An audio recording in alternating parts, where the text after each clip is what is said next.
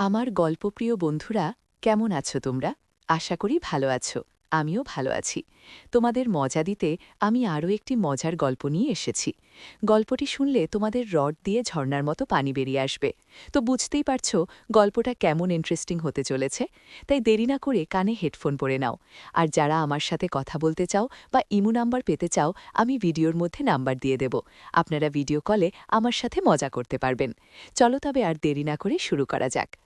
আমার শ্বশুরই রাত হতেই গ্রামের কুমারী মেয়েদের একা ছাদে নিয়ে গিয়ে না জানি কি করত।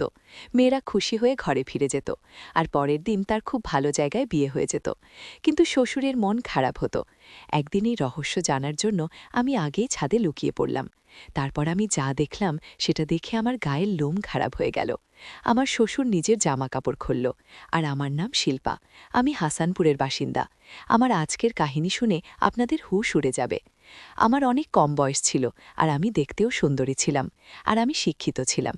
কলেজে পড়ার সময় আমার একটি ছেলের সাথে বন্ধুত্ব হয়, আর ধীরে ধীরে বন্ধুত্ব থেকে প্রেম হয়ে যায়। আমরা একে অপরকে এতটাই ভালোবেসে ফেললাম যে বিয়ের কথা অবধি পৌঁছে গেল। আমি আমার বাবা মায়ের একমাত্র মেয়ে ছিলাম। আমার বাবা অনেক আগেই মারা গিয়েছিলেন, আর আমার মা তো অসুস্থ থাকত বেশিরভাগ সময়।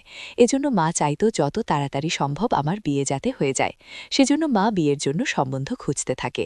আমি যখন তাকে বললাম যে আমার বাড়িতে সম্বন্ধ পাঠাও, কারণ আমার মা আমার বিয়ের জন্য ছেলে খুঁজছে, তখন আমার হবু বর তাদের বাড়ি থেকে সম্বন্ধ পাঠায়, আর দুই পরিবারের সম্মতি দিয়ে আমাদের বিয়ে হয়ে যায়।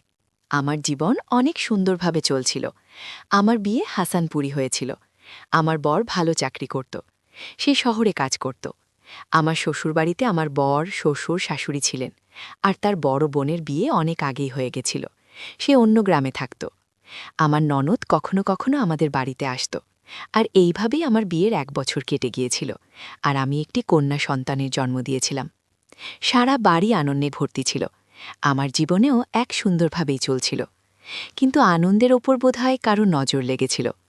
আমার মেয়ের যখন 4 বছর বয়স, তখন হঠাৎ একদিন আমার বরের হার্ট অ্যাটাক হয়ে তখনই তিনি মারা যান। বাড়ির সব খরচ আমার বরের টাকা দিয়েই চলত। এরপর আমাদের বাড়িতে সমস্যা দেখা দেয়। টাকা আমার শ্বশুর খুব একটা উপার্জন করতে পারতেন না। আমার বর মারা যাওয়ার পর থেকে আমাদের অনেক সমস্যা হতে থাকে। টাকা পয়সার অনেক ঘাটতি পড়তে থাকে। এভাবেই জীবন চলছিল। কিন্তু আমার শ্বশুর অন্য একটা কাজ শুরু করেছিল। সে প্রথম থেকেই নাপিত ছিল, আর লোকের চুল কাটত। এখনই মেয়েদের চুল কাটার নাম করে নিজের সাথে রাতের বেলায় ছাদে নিয়ে যেত। এইভাবে অনেক দিন কেটে গেল। আমি আমার শ্বশুরের এই কাজ অনেক দিন ধরে লক্ষ্য করছিলাম, কারণ রাতে যখনই ছাদে যেতেন সে সময় আমি আর আমার মেয়ে শুয়ে থাকতাম। একদিন আমি ভাবলাম আমি ছাদে গিয়ে দেখব যে আমার শ্বশুর রাতের বেলায় ছাদে কি করে। আমি খুব আস্তে আস্তে সিঁড়ি দিয়ে ছাদে উঠেছিলাম। রাতের গভীরতা বেড়ে যাচ্ছিল, শুধু একটু আলো দেখা যাচ্ছিল। আর আজ রাতেও আমি সুযোগ পেয়েছিলাম শ্বশুরের সম্পর্কে জানার, আর এটাও জন্য যে রাত্রে ছাদে কি করে। কিন্তু আমার শাশুড়ি পাহারা দিত। তাই আমি যেভাবে আস্তে আস্তে সিঁড়ি দিয়ে উঠতাম সেভাবেই নেমে আসতাম, কারণ সিঁড়িতে আমার শাশুড়ি মা পাহারা দিত। একদিন দেখলাম আমার শ্বশুর একটি অল্পবয়সী মেয়েকে সঙ্গে নিয়ে ছাদে যাচ্ছে, আর তার হাতে কাঁচিও ছিল। হয়তো সে মেয়েটার চুল কাটতে। কিন্তু আমি এটা বুঝতে পারতাম না যে এত রাতে ছাদে নিয়ে গিয়ে কেন সে মেয়েদের চুল কাটত। সবসময় আমার শাশুড়ির পাহাড়ে এত শক্ত হতো যে চেয়েও আমি সিঁড়ির দিকে যেতে পারতাম না। মাঝে মাঝে আমি শাশুড়ির কথা ভেবেও অবাক হয়ে যেতাম যে সে কি করে অল্পবয়সী মেয়েদের একা তার বোনের সাথে থাকতে দেয়। আবার রাতের বেলা একদিন না জানি আমার শাশুড়ি কোথায় চলে গিয়েছিল। তখন আমি খুব সহজেই সিঁড়ি অবধি পৌঁছে যাই।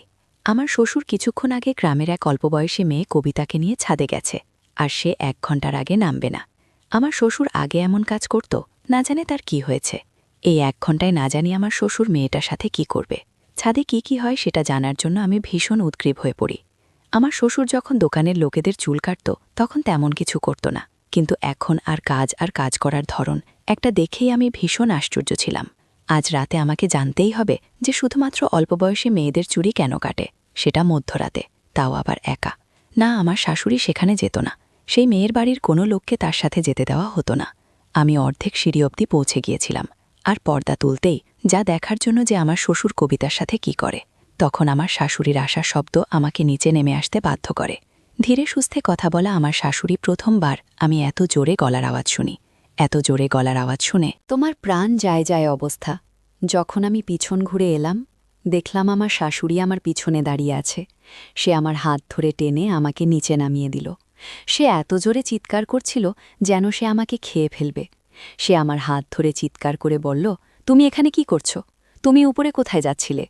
আমি তলে গিয়ে বললাম যে মা, আমার নিচে কেমন একটা অস্বস্তি হচ্ছিল, আর তাই আমি ছাদে যাচ্ছিলাম। আমার কথা শুনে আমার শাশুড়ি আমার উপর চিৎকার করতে লাগল। সে চিৎকার করে বলল, তুমি জানো না, আজ আমাদের বাড়িতে কবিতা চুল কাটতে এসেছেন, আর ছাদে যাওয়ার কথা তুমি ভাবলে কি করে? তুমি কি শহরের কাজটা বন্ধ করতে চাও? তুমি জানো তোমার মেয়ের দায়িত্ব তোমার শ্বশুর পালন করে? তোমার বর মরে যাবার পর থেকে তোমার মেয়ের সব খরচ তোমার শ্বশুর জানায়, আর তুমি তার কাজের পিছনে পড়ে আছো।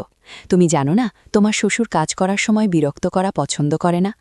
এই জন্যে আমি কখনো পড়ে যাওয়ার চেষ্টা করি না। ভালো হবে তুমিও তাই করো। এত রাতে এভাবে নিজের ঘর থেকে বেরিয়ে আসবে না। আমি চুপ করে কথা শুনছিলাম, আর আমার শাশুড়ি আমাকে খোঁচা দিচ্ছিল যে আমার শ্বশুর আমার আর আমার মেয়ের দায়িত্ব পালন করে, আর আমার বর বেঁচে ছিল না। সেজন্যে আমি চুপ করে কথা শুনছিলাম, কারণ আমি এমনিতেই শ্বশুরকে ভয় পেতাম। আমার বর যখন বেঁচে ছিল তখন আমার শ্বশুরের সাথে কথা কম বলতো, আর এখন আমি আমার শ্বশুরের এই রকম কাজকর্মে ভীষণ চিন্তিত ছিলাম। এই সময় শ্বশুর যদি আমার উপর রেগে যায় তাহলে সমস্যা আরও বেড়ে যাবে। আমি আমার শাশুড়ি থেকে ক্ষমা চেয়ে নিলাম, বললাম আমি আর এমন ভুল করব না। আমার শাশুড়ি বলল, যাও নিজের ঘরে গিয়ে শুয়ে পড়ো, দেখো মেয়েটা উঠে না যায়। আমি ঘরে চলে গেলাম আর ভাবতে লাগলাম শ্বশুর এমন কেন করে। কারণ আবে সেই দোকানে সবার সামনে চুল কাটত, আর তার দোকানে অনেক লোকও আসত। না জানি কোন কারণে এখন অন্য কোনো ব্যক্তি পছন্দ নয় তার চুল কাটার সময়। প্রথমে তো তার কোনো সমস্যা হতো না, এখন সমস্যা কি জানি। এখন তো আমার শ্বশুর এক অন্য ধরনের নাপিত হয়ে গিয়েছিল। আমার শ্বশুর আমার মেয়েকে খুব একটা ভালোবাসত না, কিন্তু আমি দেখতাম অন্য দাদুরা তাদের নাতনিদের অনেক ভালোবাসত। সবসময় বলতো, তোমার বাবা এখন বেঁচে নেই, তাই তুমি আমার দায়িত্ব। আমার মেয়ে সবে 4 বছর বয়স হয়েছিল তখন থেকে আমার শ্বশুর আমার মেয়ের উপর অনেক নতুন নিয়মকানুন লাগিয়ে দিয়েছিল, যেন আমার মেয়ে যুবতী হয়ে গেছে। আমরা তার পারমিশন ছাড়া ঘরের বাইরে যেতাম না, আর না কোনো বাড়িতে যাওয়ার কথা ভাবতে পারতাম। আমার মেয়েকে স্কুলে উনি নিজেই দিয়ে আসতেন। আমার মাঝে মাঝে আমার শ্বশুরবাড়ির উপর খুব রাগ হতো। মনে হতো কোনো রকমে যদি আমি এই ঝামেলা থেকে মুক্তি পেতাম, কিন্তু আমি এখান থেকে কখনো মুক্তি পাব না, কারণ আমার মা আমার বিয়ে দিয়েছিল, আর উনি এখন বেঁচে নেই। বিয়ের আগে থেকেই ওর শরীর খারাপ থাকত। আমার এখন কেউ ছিল না যে তার কাছে গিয়ে মনের দুঃখের কথা বলতে পারি। মাসের মধ্যে 2-3 বার শ্বশুর এমন কাজ করত, মেয়েদের চুল ছোট করে দিত। সে আমাদের বাড়ির ছাদে সব করত, বাকি সময় সে ঘরেই থাকত। আর এখন তো দোকানে যাওয়া কমিয়ে দিয়েছিল। সব সময় আমার আর আমার মেয়ের ওপর নজর রাখত। যখন থেকে আমার বর মারা গিয়েছেন কবে থেকে সব দায়িত্ব শ্বশুরের উপরে। এই জন্য সবসময় আমার মেয়ের ওপর অধিকার ফলাত। আমার শ্বশুর শাশুড়ি অনেক দিন আগেই বিয়ে হয়েছে, তবুও শাশুড়ি শ্বশুরকে ভয় পেত, কিন্তু আমি ভীষণ হাসি খুশি ছিলাম। আমি সবসময় শ্বশুর সঙ্গে কথা বলার চেষ্টা করতাম, কিন্তু তার মেজাজ সবসময় বিগড়ে থাকত। সেজন্য আমি ওনার সাথে বেশি কথা বলতে পারতাম না। কিন্তু আমি আমার শাশুড়ির সাথে কথা বলতাম। আমার শাশুড়ির ওরকম চিৎকার দেখে আমি ভীষণ দুঃখ পেয়েছিলাম। আমার শাশুড়ি আমার শ্বশুরকে ভীষণ ভয় পেতেন। বিয়ের পর থেকে দেখে আসছি উনি কখনো চোখ তুলে কথা বলত না শ্বশুরের সাথে, এবং তার সব হুকুম মাথা নিচু করে মেনে নিত। আমাদের এক পল্লকের জন্য আলাদা হতে দিত না শ্বশুর। এই জন্যে আমার ছোট্ট মেয়েকে যুবতী মেয়েদের মতো শাসন করত। আমার মেয়েও এখন বুঝতে পারত, কারণ সে বড় হচ্ছিল। সে যখন বুঝতে পারত, কিন্তু এটা বুঝতে পারত না যে তার দাদু কী কাজ করে। মাঝে মাঝে সে আমাকে জিজ্ঞাসা করত, মা, দাদু কেন মেয়েদের চুল কেটে দেয়? আমিও লক্ষ্য করেছি যে আমার শ্বশুর সেই সব মেয়েদের চুল কাটে যারা সবে যুবতী হয়ে। এই কথা আমাকে চিন্তায় ফেলেছিল, আর আমি এই কথা জানার জন্য অস্থির হয়ে যাচ্ছিলাম, যেমন শ্বশুর আসলে কী করে। আমি ভেবেছিলাম যে আমি একদিন দেখব, কিন্তু তার চুল কাটার ধরন অনেক আলাদা ছিল, কারণ সে মধ্যরাতে মেয়েদের একা ছাদে নিয়ে গিয়ে তাদের চুল কাটত। আমার গ্রামের সবাই জানত যে আমার শ্বশুর যে মেয়েদের চুল কাটে তারা অনেক সুন্দরী হয়ে যায়। আর এইভাবেই দিন কাটতে লাগল। আমি সত্যের খোঁজ পাচ্ছিলাম না, আর আমার শ্বশুর সারা গ্রামে বিখ্যাত হতে থাকে।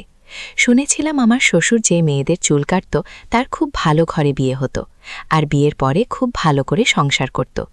এই জন্যে তাদের মেয়েদের আনন্দের সাথে আমার শ্বশুরের কাছে চুল কাটতে নিয়ে আসত, যাতে তাদের সংসার ভালো হয়। কিন্তু এই কথা আমি কিছুতেই বুঝতে পারতাম না যে আমার শ্বশুর কোন মেয়ের চুল কাটলে তার ভাগ্য ভালো হতো। কি করে আবার রাতের বেলা আমি অনেকবার জানার চেষ্টা করেছি কিভাবে চুল কাটিয়ে, কিন্তু কখনো সেই সুযোগ আমি পাইনি, কারণ আমার শ্বশুর যখনই কোনো মেয়ের চুল কাটতে ছাদে নিয়ে যেত তখনই শাশুড়ি সিঁড়ির কাছে পাহারা দিত, আর কাউকে সেখানে যেতে দিত না। এদিন পাশের বাড়ির এক মেয়ে যুবতী হয়ে যাওয়ায় তাকে অন্য মেয়েদের মতো চুল কাটতে নিয়ে এলো। আমি এটা ভেবে খুশি ছিলাম যে আমি পরের দিন সকালে উঠে তার বাড়িতে গিয়ে জিজ্ঞেস করব যে রাতে আমার শ্বশুর কিভাবে তার চুল কাটে। পরের দিন যখন আমি লুকিয়ে সেই মেয়ের বাড়ি গেলাম, জিজ্ঞেস করতে গেলাম, মেয়েটা চুপ করে আছে, আর তার মাও কিছু বলল না। আমার অনেক জিজ্ঞাসা করার পরও কিছুই বলল না। আমি যতক্ষণ ওদের বাড়িতে বসেছিলাম, আমি অবাক হলাম এটা দেখে যে এত চুল বলে মেয়েটা একদম শান্ত হয়ে গেছে, আর তার মা আমাকে কিছু বলছিল না। আমি বাড়ি গিয়ে এটাই ভাবছিলাম যে আসলে কি হয়েছে, তা আমাকে কিছু বলল না কেন। এমনকি আমার মেয়ে জিজ্ঞেস করল, মা পায়েলে দিতে এত চুপ কেন ছিল? তুমি যা জিজ্ঞেস করছিলে তার কোনো উত্তর কেন দিল না? আমি বললাম যে সে এখন যুবতী হয়ে যাচ্ছে, সেজন্যই হয়তো আমার কথা শুনে চুপ করে বসেছিল, আর তার মাথার চুল কেটে দেয়া হয়েছে সেজন্যই হয়তো। আমার মেয়ে আমার কথা শুনে শান্তি পেল, কারণ আমার মেয়ে পায়েলের ছোট বোনের সাথে খেলতে যেত। আজ 15 বছরের মেয়ে অনেক অন্যরকম লাগছিল। আমার মেয়ে বলল হয়তো স্কুলের সবাই তাকে ঠাকা ছিল, সেজন্যই হয়তো দুঃখিত ছিল। কিন্তু আমি সত্যি তার চুপ হয়ে যাওয়ার আসল কারণ জানতাম না। আমি অনেকবার কারণ জানতে ছাদে যাওয়ার চেষ্টা করছি, কিন্তু সব সময় আমার শাশুড়ি পাহারায় থাকত, না হলে আমাকে ধমক দিয়ে ঘরে পাঠিয়ে দিত। আমার মেয়েকে বলতো, তুমি দাদুর কাছে বাধা দিও না। আমার মেয়েকে বলতো, তোমার বাবার মৃত্যুর পর তোমার দাদুই কিন্তু তোমাকে সাহায্য করেছে, তোমার সব দায়িত্ব নিয়েছে। যদি তোমার দাদু তোমাকে বকে, তুমি সহ্য করে নাও, কারণ সেটা আমাদের ভালোর জন্য। শাশুড়ির এই কথাটা আমি কিছুতেই বুঝতে পারছিলাম না।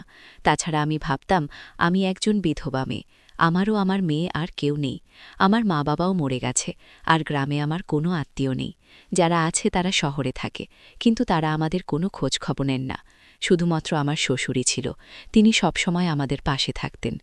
আমি আমার মেয়েকে পড়াশোনা করাতে চাইতাম, পড়াশোনা করতে মানুষ করতে চাইতাম। কতদিন এভাবে শ্বশুরের পয়সায় চলব? আমি কোনো কাজ করতে পারতাম না, কারণ গ্রামের মহিলাদের কাজ করার অনুমতি দেওয়া হয় না।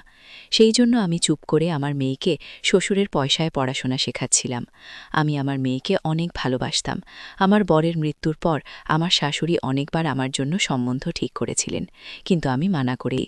এই জন্য আমাকে আমার শ্বশুর শাশুড়ির সব কথা শুনতে হতো।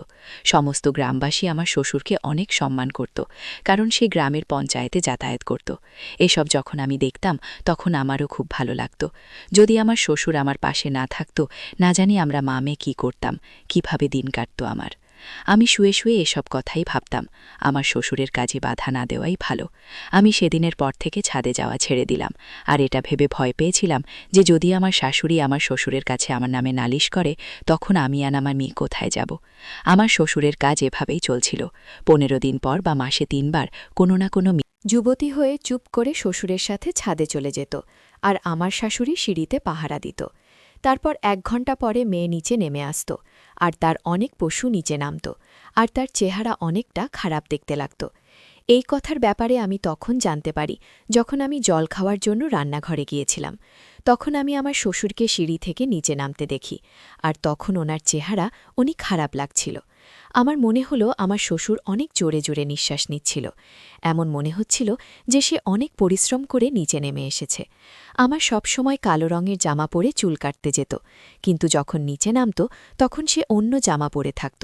যে জামা পরে সে ছাদে যেত, অন্য একটা জামা পরে নিচে নামত। সে এমনভাবে সিঁড়ি দিয়ে নামত যেন সে অনেক ক্লান্ত, সে ঠিক করে হাঁটতেও পারত না।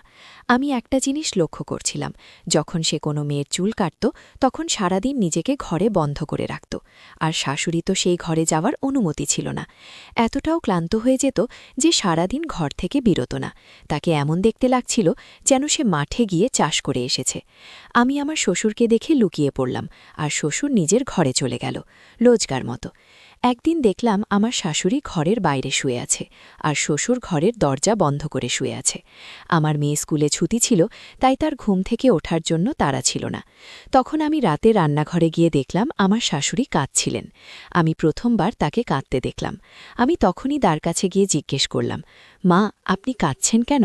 আমার কথা শুনে তাড়াতাড়ি আমার শাশুড়ি আঁচল দিয়ে চোখের জন্য জল মুছে দিল আর বলল, না বৌমা, আমি কোথায় আছি, তুমি বলো তোমার কি লাগবে। আমি জানতাম আমার শাশুড়ি কাছে ছিল। এটা দেখে আমি যতটা না দুঃখে ছিলাম তার থেকে বেশি চিন্তিত ছিলাম। কোন কারণে শাশুড়ি কাঁদছিল? এমন কথা যার জন্য সে এমন করে কাঁদছিল? আমার এখন শ্বশুরের ওপর ঘেন্না হতে থাকে। আমার মনে হয় যেমন শ্বশুরের কারণে আমার শাশুড়ি কাঁদছিল। আমি আমার শ্বশুরের ওপর নজর রাখতে শুরু করি। যখনই আমার শ্বশুর চুল কেটে সিঁড়ি দিয়ে নেমে আসত, তখনই তাকে খুব ক্লান্ত দেখা। তার পরের দিনই আমি আমার শাশুড়িকে কাঁদতে দেখতাম। এইভাবে দিন কাটতে থাকে। আর আমার মেয়ে এখন যুবতী হয়ে গিয়েছিল। আমার শাশুড়ি আমার মেয়ের মাথায় চুমু দিয়ে বলল, আমি চাই গ্রামের বাকি মেয়েদের মতো তোমার দাদুর হাতে তোমার চুল কাটা হোক আর তোমার ভাগ্য উজ্জ্বল হোক। আমি এই কথা শুনে ভীষণ ভয় পেয়ে যাই যে আমার শাশুড়ি আমার মেয়ের চুল কাটতে থাকে আমার শ্বশুরের হাতে তুলে দিচ্ছিল। আমি এভাবে চিন্তিত ছিলাম যে বাকি মেয়েদের মতো আমার মেয়েও তামাশা করা হবে। আমার মেয়ে কাঁদতে কাঁদতে নিজের ঘরে চলে যায়। আমিও তার পিছন পিছন যেতে থাকি। সে আমার সামনে হাত জোর করে বলে যে, মা, আমি কোনোভাবে চুল কাটতে চাই না। আমিও চাইছিলাম না।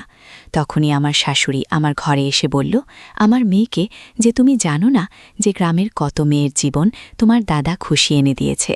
আজ পর্যন্ত যাদের চুল তোমার দাদু কেটেছে তাদের সবার কিছুদিনের মধ্যে অনেক ধুমধাম করে বিয়ে হয়েছে আর অনেক ভালো জায়গায় বিয়ে হয়েছে। তুমি তোমার দাদুর কাছে, সবাই তাদের মেয়েকে দিয়ে যায় না। যদি গ্রামের লোক সুবিধা নিতে পারে তবে তুমি তো আমাদের ঘরের মেয়ে। আমি অনেক বারণ করার পরেও আমার শাশুড়ি শোনেনি। সে আমার শ্বশুরকে ডেকে আর শ্বশুর বলে যে তোমার মেয়ের আজ রাতেই চুল কাটতে হবে। আমার শাশুড়ি হেসে বলে যে, এখন আমাদের নাতনির সময় চলে এসেছে। এবার আমাদের নাতুনি ধুমধাম করে বিয়ে দেব। বাকি মেয়েদের মতো আমার নাতনি চুলে যদি তোমার হাত পড়ে তাহলে বাকিদের মতো তার ভাগ্য উজ্জ্বল হবে। ইদ্রিসা আমার মেয়েকে আমার শ্বশুরের সাথে ছাদে পাঠিয়ে দিল। আমি অনেক আটকানোর চেষ্টা করেছি, কিন্তু আমার শাশুড়ি জোর করে আমার মেয়েকে ছাদে ছেড়ে দিয়ে চলে আসে। আমি আমার শাশুড়ির সামনে হাত জোর করে বলেছিলাম, আমার মেয়েকে ছেড়ে দাও। আর আমার মেয়েও অনেক কাঁদছিল, কারণ সে ন্যাড়া হতে চায়নি। আমি আমার মেয়ের জন্য অনেক চিন্তিত ছিলাম, আর আমি অনেক কাঁদছিলাম। আমার শাশুড়ি আমাকে অনেক বোঝাচ্ছিল যে দিয়ে কোনো লাভ নেই। তুমি এটা ভাবো যে যদি তোমার মেয়ের কোনো ভালো করে বিয়ে হয় তাহলে তোমার বোনের আত্মা শান্তি পাবে। তার একমাত্র মেয়ের জীবনের ব্যাপার এটা। আমি আমার শাশুড়িকে বললাম, এটা বানানো গল্প, এটা আমি বিশ্বাস করি না। কিছুক্ষণ পর আমার মেয়ে এসে আমাকে ধরে কাঁদতে থাকে। আমি দেখলাম আমার মেয়ের চুল একদম ঠিক ছিল। এটা দেখে আমার শাশুড়ি চমকে গেল যে তার চুল ঠিক ছিল। আমার মেয়েকে ঘরে নিয়ে গিয়ে দরজা বন্ধ করে জিজ্ঞেস করলাম যে তোমার দাদু তোমার সাথে কি করছে। সে বলল, প্রথমে দাদু কালো রঙের জামা পরে আমার কাছে আসলো। দেখে আমার প্রাণ যায় যায় অবস্থা। তারপর যখন দাদু আমার মাথার উপর হাত রাখল তখন আমার চোখ থেকে জল পড়ছিল। দাদু আমার কাছে এসে আমাকে জড়িয়ে ধরে। তখন মনে হচ্ছিল আমি নিঃশ্বাস নিতে পারছি না। আর তখন মনে হলো দাদুর চোখের জল আমার গলায় পড়ছে। আমি অবাক হয়ে দাদুকে জিজ্ঞেস করলাম, তুমি কাঁদছ কেন?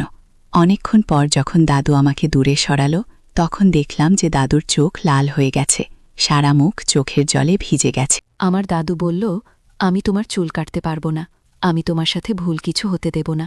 তুমি আমার একমাত্র ছেলের মেয়ে, একমাত্র বংশধর। আমি দাদুর কথা কিছুই বুঝতে না পেরে জিজ্ঞেস করি, দাদু, এসব কি বলছ? দাদু বলে, তুমি নিচে চলে যাও আর মাকে বলো যে আমি তোমার চুল কাটব না। আমি দৌড়ে চলে আসি। নিচের সব কথা শুনে আমি চমকে গেলাম।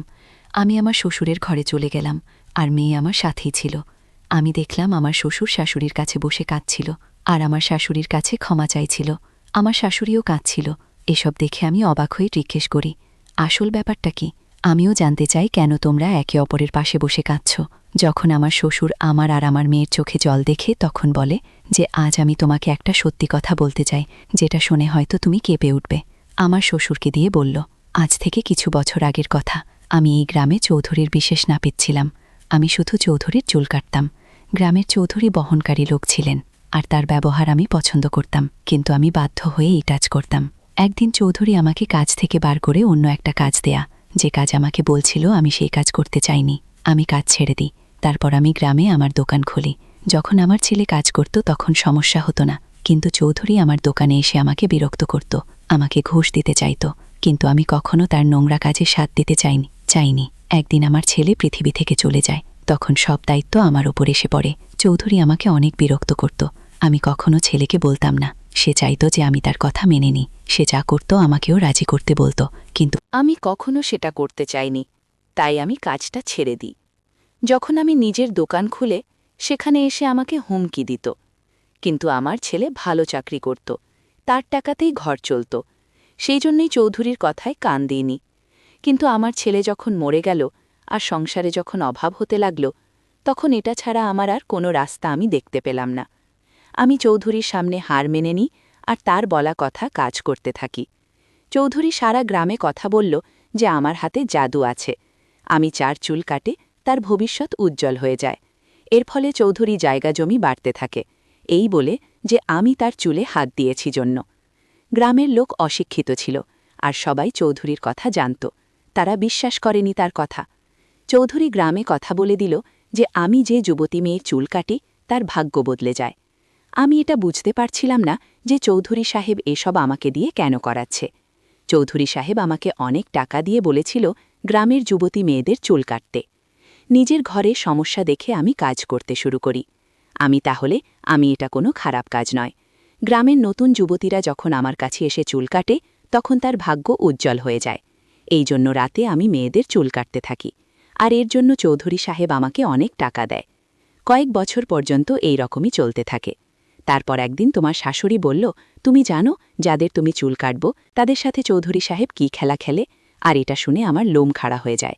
আর এখন আমি চৌধুরীর নোংরা কাজে পুরোপুরি জড়িয়ে পড়েছিলাম, আর আমি চেয়েও নিজেকে বাঁচাতে পারিনি। আজ পর্যন্ত আমি তার প্রত্যেকটা নোংরা কাজের শিকার হয়েছি। তোমার শাশুড়িকে এই ব্যাপারে চৌধুরীর বাড়ির কোনো কাজের লোক বলেছিল, আর তোমার শাশুড়ি আমাকে বলেন আমি খুব আফসোস করছিলাম যে আমি কি ভুল কাজ চাই না করেছি। চৌধুরী সাহেবের এত বছর হয়ে যাবার পরও সে নতুন নতুন মেয়েদের দিয়ে নিজের চাহিদা মেটাত, কিন্তু গ্রামেই কথা লুকানো ছিল, আর সে সারা গ্রামে এই কথা রটিয়েছিল যে আমার কাছে চুল কাটলে সেই মেয়ের ভাগ্য উজ্জ্বল হয়ে যায়। চৌধুরী সাহেব ঠিক খবর পেয়ে যেত যে গ্রামের কোন মেয়ে যুবতী হয়েছে, আর তখনই চৌধুরী কোনো না কোনো কারণে নিজের চাহিদা মেটাতে নিজের বাড়িতে ডেকে নিত। গ্রামের সব যুবতী মেয়ে চৌধুরীর এই নোংরা কাজের শিকার হতো। এখন আমি এই কাজ খুব বাজেভাবে ফেঁসে গিয়েছিলাম। চৌধুরী সাহেব আমাকে হুমকি দিয়েছিল যে আমি যদি কাউকে বলার চেষ্টা করি তবে আমাকে ছেড়ে দেবে না, বরং আমার উপর কোনো দোষ দিয়ে আমাকে বদনাম করে দেবে। এই জন্য আমি কখনোই কাজ ছাড়তে পারিনি, আর আমি কখনো আমার বাড়ির কাউকে একলা কোথাও যেতে দিই না। চৌধুরীর নজর খুব খারাপ ছিল আর জোড়া ছিল। তোমার শাশুড়ি খুব ভালো করে জানত যে যাদের আমি চুল কাটি তাদের সাথে চৌধুরী সাহেব কি করে, সেজন্য সে কাঁদত, আর আমি অনেকক্ষণ বাদে নিচে নেমে আসতাম, কারণ আমি নোংরা কাজে জড়াতে চাইনি। কিন্তু আমার অসহায়তা আমাকে এই কাজ করতে বাধ্য করে। চৌধুরী সাহেব একটা কালো জামা দিয়ে বলেছিল, তুমি চুল কাটার সময় জামা পরে যাবে, যাতে মনে হবে তুমি কিছু বিশেষ কাজ করো, যার জন্য মেয়েদের জীবন পাল্টে যায়। আর কিছুদিন পর চৌধুরী সাহেব নিজের চাহিদা মেটাতে সেই মেয়েকে নিজের কোনো চাকরের সাথে বিয়ে দিয়ে দেয়।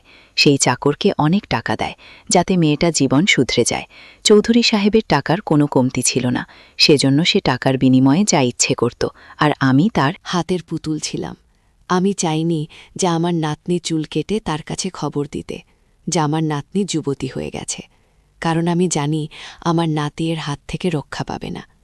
আমার শ্বশুরের কথা শুনে আমি আর আমার মেয়ে কাঁদতে শুরু করলাম। আমরা তো এসব বিষয়ে কিছুই জানতাম না। আমি শহর থেকে বিয়ে করে এখানে এসেছিলাম, আর আমার বর আর শ্বশুর আমাকে কখনো একা বাড়ি থেকে বেরোতে দিত না। এই জন্য গ্রামে কি হতো সেটা আমি কিছুই জানতাম না। তো চৌধুরী সাহেবের ব্যাপারে কি করে জানো? আমার তো খারাপ লাগতো যে আমার শ্বশুর সবসময় আমার মেয়েকে নিয়ে এরকম নিয়মের মধ্যে রাখত। এখন বুঝতে পারছিলাম যে আমার শ্বশুর আমার মেয়েকে কত ভালোবাসে, যে চৌধুরী সাহেবের থেকে বাঁচানোর জন্য এত চেষ্টা করছিল। আমার শ্বশুর আমাকে কথা দিয়েছিল যে সে তার নাতনির সম্মানের ওপর কোনো আঁচ আসতে দেবে না, আর কোনো মেয়ের সম্মান নষ্ট হবার কারণ হবে না। আমার শ্বশুর বলল, সংসার যতই অভাব আসুক সে আর এমন নোংরা কাজ করবে না। আমার শ্বশুর আমাকে বলল, জামাকাপড় গুছিয়ে নাও, আমরা এই গ্রাম ছেড়ে চলে যাব। আর যাওয়ার সময় গ্রামের মাস্টারকে একটা চিঠি লিখে দিয়ে যাব, যেখানে সমস্ত সত্যি ঘটনা থাকবে। গ্রামের মাস্টার বস্তার মানুষ ছিলেন। সে আস্তে আস্তে সমস্ত গ্রামবাসীদের বুঝিয়ে বলবে, আর এই নোংরা কাজ চিরদিনের জন্য বন্ধ হয়ে যাবে। আমরা জানতাম না যে আমরা কোথায় যাব। আমার শ্বশুর পা বাড়ায়। আমি বিশ্বাসী ছিলাম যে ভগবান আমাদের ঠিক সাহায্য করবে। যাওয়ার সময় আমার শ্বশুরের কথা মতো মাস্টারকে সব কথা চিঠিতে লিখে দিয়ে যান, যাতে আমরা চলে যাওয়ার পর কোনো গ্রামবাসী চৌধুরী সাহেবের কথায় না ভেসে যায়, যাতে আর অন্য কোনো মেয়ের চুল কেটে বা অন্য কিছু করেও চৌধুরীর কাছে খবর না পৌঁছায় যে সে মেয়েটি যুবতী হয়ে গেছে আর তার চাহিদা মেটাতে সক্ষম হয়েছে। আমার এখনও মনে আছে, যখন কোনো মেয়ে যুবতী হওয়া চুল কাটত, তার কিছুদিন পর সে চুপ থাকত। আমি ভাবতাম চুল কেটে নেওয়ার জন্য সে চিন্তিত থাকত, কিন্তু সত্যি তো এটা যে সে চৌধুরী সাহেবের চাহিদা মেটানোর শিকার হয়েছে। আমার শ্বশুর, যাকে আমি এত ভুল ভাবতাম, সে আসলে তো একটা নোংরা চক্রান্তের শিকার হয়েছে। আমরা যখন গ্রাম ছেড়ে যাচ্ছিলাম, তখন আমার শ্বশুরের মুখে ভীষণ শান্তি ছিল। আজও গ্রামে এমন অনেক চৌধুরী সাহেব আছে যারা এই নোংরা কাজে জড়িয়ে আছে, আর সহজ সরল মানুষ তাদের এই কাজের ব্যাপারে জানতে পারে না। শহরের মানুষের দরকার যে গ্রামের মানুষের পড়াশোনার ব্যাপারে নজর দেওয়া, যাতে সহজ সরল মানুষগুলো এরকম নোংরা কাজ থেকে নিজেরাই বাঁচাতে পারে। আমার চৌধুরী সাহেবের থেকে যত পয়সা পেয়েছিলাম সেটা নিয়ে আমরা শহরে চলে আসি এবং এখানে থাকতে শুরু করি। এখানে থাকতে অনেক সমস্যা হচ্ছিল, কারণ নতুন নতুন আমরা শহরে এসেছিলাম। আমরা গ্রামের লোক ছিলাম, তাই আরও সমস্যা হচ্ছিল। আমার শ্বশুর শহরে এসে একটা বাড়ি কিনেছিল। বাড়িতে ছোট ছিল, তো আমাদের খুব ভালোভাবেই চলে যাচ্ছিল। আমার মেয়ে এখন যুবতী হয়ে গেছে আর সে পড়াশোনা করছে, পাশাপাশি ছোট বাচ্চাদের টিউশনও পড়ায়। আমিও চাকরি করি, কারণ আমি শিক্ষিত ছিলাম, তাই সহজেই চাকরি পেয়ে যাই। আমার শাশুড়িও খুব ভালো সেলাই করতেন, তাই তিনি সেলাই করতে লাগলেন। এভাবে আমাদের ঘর চলতে থাকে। এখন জীবন খুব ভালোভাবে চলছিল, কোনো সমস্যা ছিল না। আর আমার শ্বশুর এখন অনেক শান্তিতে আছেন, আর আমার মেয়ের ওপর কোনো নিয়ম তিনি চালান না। শহরে আসার পর আমাদের জীবন একদম বদলে যায়। না জানে চৌধুরী সাহেবের কি হলো, কিন্তু আমার বিশ্বাস নিশ্চয়ই মাস্টার তার উপর কোনো অ্যাকশন নিয়েছিল। আমরা গরিব মানুষ, গ্রামে থেকে চৌধুরীর বিপক্ষে কথা বলে সে আমাদের ছাড়ত না। বন্ধুরা, আজকের ভিডিওতে এখানেই শেষ করলাম। অনেক কষ্ট করে ভিডিওটি আপনাদের জন্য বানিয়েছি। যদি ভিডিওটি আপনাদের ভালো লেগে থাকে তাহলে একটা লাইক করবেন এবং চ্যানেলটি সাবস্ক্রাইব করবেন, এই আশা ব্যক্ত রেখে আপনাদের কাছ থেকে বিদায় নিচ্ছি আমি। দেখা হবে আগামীকালের নতুন কোনো ভিডিওতে। সে পর্যন্ত সবাই ভালো থাকুন, সুস্থ থাকুন। ধন্যবাদ।